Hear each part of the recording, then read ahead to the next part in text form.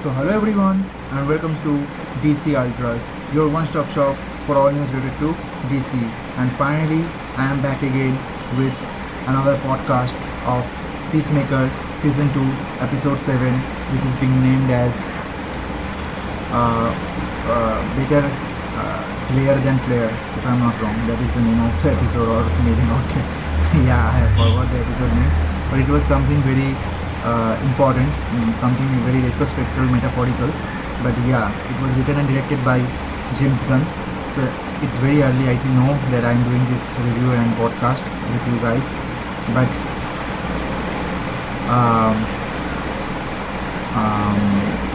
I will like you to suggest that if you have not watched the episode, then please go and watch the episode, because it will be a spoiler filled episode podcast, so you can drop off right now. And before leaving, please hit the bell icon. And now we will go straight into the episode podcast, and we'll break down everything which I have understood from the episode and everything, the EsterEggs. So without any further ado, let's jump right into it, and bam, it begins. So this episode is a very small episode. That is my primary concern and also a complaint to James Gunn for this series and this episode, this season, because whenever it's getting what will I say, it is getting into some real stuff, the story is brewing, they are ending it, and they are creating a hype in the cliffhanger at the end of the episode. But at the beginning of the episode, they are wasting a little bit of time on some nonchalant jokes and some scenes which can be edited also. We don't need every details of every scene, like how they are going inside multiverse, why are they going there. Maybe it's good character building, maybe it will have some retrospective action down the road with one of the lines or one of the scenes which I have seen the bonding between the characters or the situation from where they have come here. But overall, they can skip this part and they can go into the main juice, or at least they should have to extend the length of the series from 8 episodes to more than that. So then only we can get the full story and get the real finale kind of experience at the end. But yeah, kind of we are building to the pre-finale, or in the 7th episode we will see the main storyline. But at the end of this episode, what we have seen, it's like retrospective, and it's very interesting and very there was bam huge revelations down the road in the last few 5 to 2 minutes. It was 2 minutes to be honest, but yeah, if we consider the cameos and everything, so it will be 5 minutes. So I'm excited to reveal that. So let's begin. So this episode starts with the theme of vigilante economists at the bio, and Emilia Hardcore going to Vigilante's home in order to shift the multiversal door, or in order to open the portal with the dimensional what will I say, that will be a machine which Peacemaker has left behind. Adebayo knows how to operate it, but they are not really going to reach that in any other places of Adebayo or maybe Hardcore, because they are on the radar of Argus. Maybe Argus is also keeping an eye or tap on their location so that it can be spotted, if they have a door open, or maybe anomaly is there. So they choose Vigilante's home because Freddy Stoma Vigilante is not his identity is not revealed to the world who he is actually. So they can go there and open the rift, and then that won't be hopefully that won't be cached. So we have seen already that how the rift has caused a problem in Superman, and it was nearly demolishing Metropolis, and also that's the reason Argus is keeping an eye on it. And when Peacemaker has opened the portal 2-3 times in his home, it was detected. So now finally they have opened another rift, the way John has shifted the door from his closet to the place where they were hiding, and now it's removed to this place, that is Vigilante's personal secret room, where he used to collect all the drugs and the stuffs and the money, and also the toys collection. That scene was very kind of funny, the way he basically what would I say, mummified or keep it like a museum with all the drugs and everything, but he never uses the money also, because those are blood money or black money according to him. So that was giving us the character traits of Vigilante, how loyal he is to his like humanity, but though he have to do something like killing sometimes in order to save his ass or maybe his friend's ass, but basically he's a good human. Then we see the door being opened by Adebayo, the same way he has seen Peacemaker doing it in the tree house where they used to hide after being flown away from the home of Peacemaker. So then we see once they open the portal, the dimensional rift again happened there, and it was a blast which causes the drugs to be busted, and it covered everyone over like the jacket and everything. But still Vigilante was very much excited in order to see his own self in the other dimension. He was going to see there like what is the life there to be a vigilante.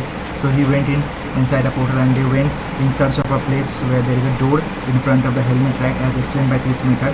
So finally they have found it, and on the other hand we see that Peacemaker is finally spending some quality times with Emilia Hardcore 2 of that universe, and they are having some love between themselves. But on the other hand we see that when these persons found out the door, they were like asking John to open the door with the hacks and everything, but John was not sure about that because he don't have his machines inside the dimensional portal. So on the unfolding chamber, that is the quantum QUC, quantum unfolding chamber. So but on the other hand we see that Vigilante remembers the password of the door of Peacemaker's dad, and he used the same password here, 261011. So 261011.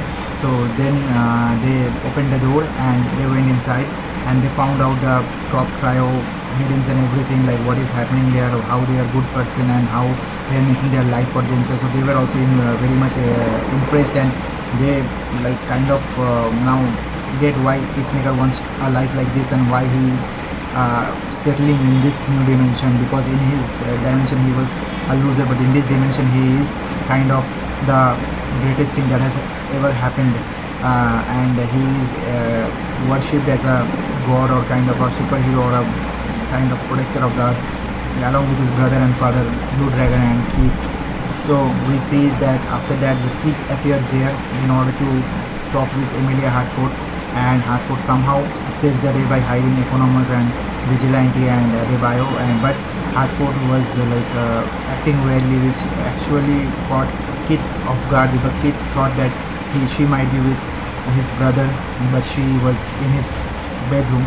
So then they discuss something like which was not I think it was not very important or very like needed scene, that is they talk about his mother and how John has sent him to get a gift from her closet which was gifted to him by his mother and everything. So those things were not that much important. Then on the other hand, Blip, we see the fast cameo, the big one coming to us. We see that Brickfax Senior has contacted Argus and asked them to contact with the person whom we know already, who is in Argus jail of that is Belarus jail, that is none other than Lex Luthor, and he came there and he said that I can promise you at least like better imprisonment, better place, because when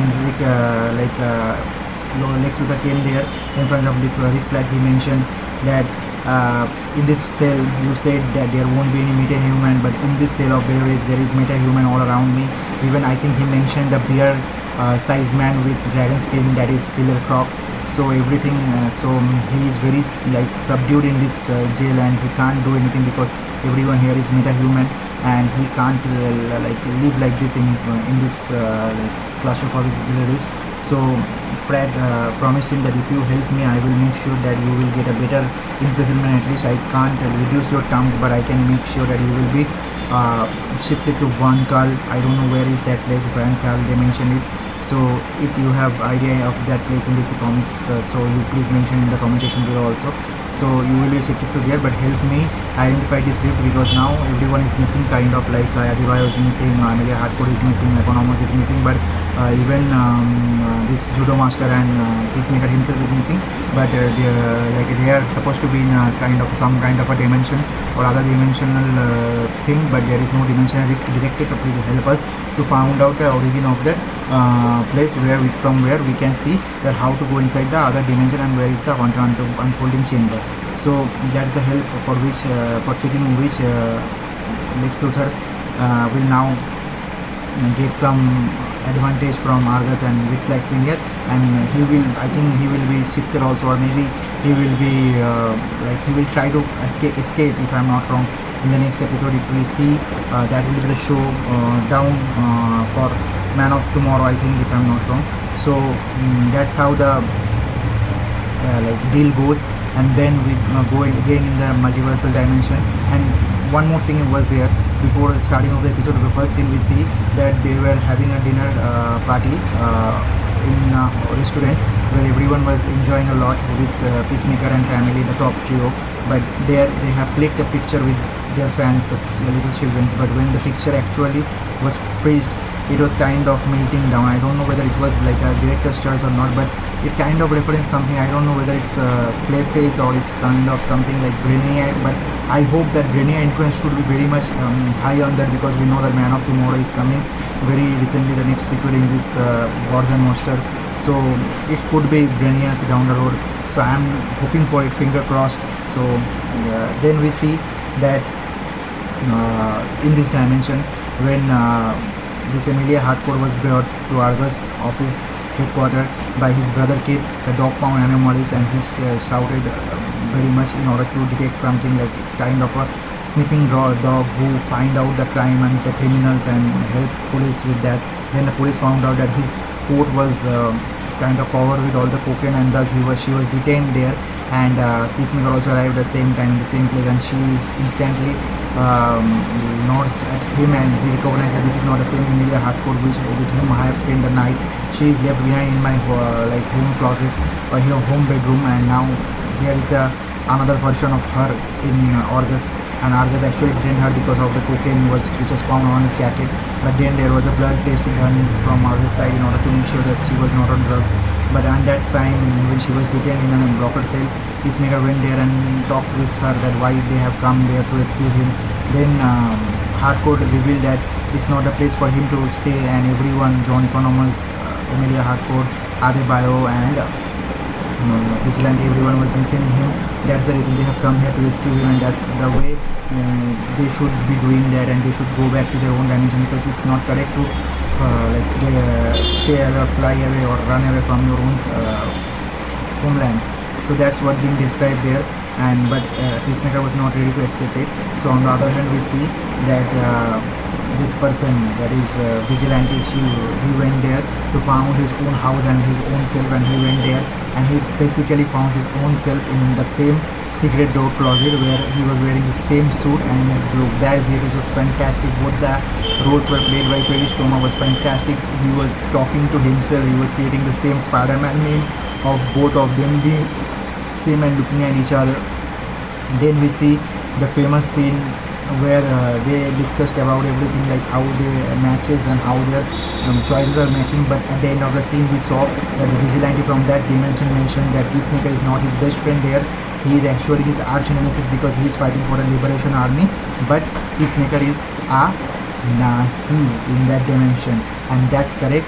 Finally, there is a big reveal which we are waiting for, that in this dimension it's not about someone being villain or someone being Nazi. Here the Nazis had won the World War II, and they have captured over the world, and this is America which is being governed by Nazi. And we see finally the symbol of at the end of the episode of American flag with the Nazi symbol in between.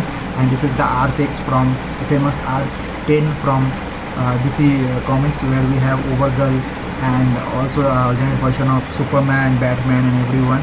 So I hope for those cameos also to be a huge ones.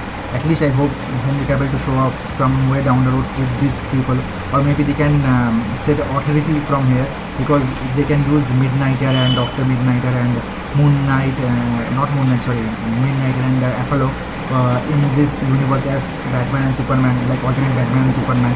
So that's a huge chance for James Gunn to retrospectively cross the two events and make it a single storyline. So I hope so down the road we will get all those things at least. And then we found that Adebayo and John Economos, who were left in the room, Adebayo actually went out for a walk in order to find out the place and what new there and what's about everything. But when she went out, everyone was running towards her, because they don't want to see the black lived and she was the only one according to them who was left, and there was no black people around them. So now she's been haunted even by Keith, and everyone was behind her in order to take her life. On the other hand, we see August Smith arrived back at his home where John Economos was having some food and Emily was there, and we found that Augie actually detected someone's presence, and he attacked John Economos obnoxiously and knocks him down and put a knife through his hand. That was a very painful scene, but I hope John Economos is not killed by August Smith.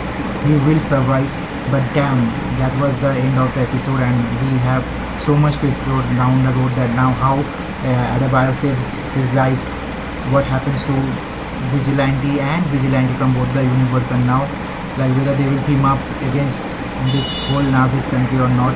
And then we see that John Economos is also being in trouble, haunted by August Smith, and on the other hand we see that Peacemaker and Emilia Hardcore from this universe is stuck in Argus 2, where also the Emilia Hardcore from that universe arrived, and now they will haunt both of them, or maybe the Emilia Hardcore of our universe. So that's what it's building up to. So I am totally excited for the episodes, and down the road only 2 are left, episode 7 and 8. They have mentioned there is a huge spoiler coming up in 7, 8 and everything. So I hope this will live up to the expectation, and this scene also I will be missing. I hope this will also come down the road, and I hope at least to see some older actor to come and have a cameo at least in the coming episode. So that's my review for Peacemaker this season, and I hope you have enjoyed it. So until next time, if you guys have the same kind of attraction and feeling for me, it was a good episode. Started slowly, but at the end it went too much big, so I will give it a good rating. So I am not doing the episode wise rating this time, because this time episode's lengths are very little, and they were actually building to a greater good at the end of the episode. So after the end of the episode 8, that is a full season, I will give the final rating of the series. So what's your thought? Let me know in the comment section below. If you enjoyed our podcast, please like, share, subscribe, and hit the bell icon, and never miss any update whenever we upload any new videos. So until next time, hashtag DC Ultras.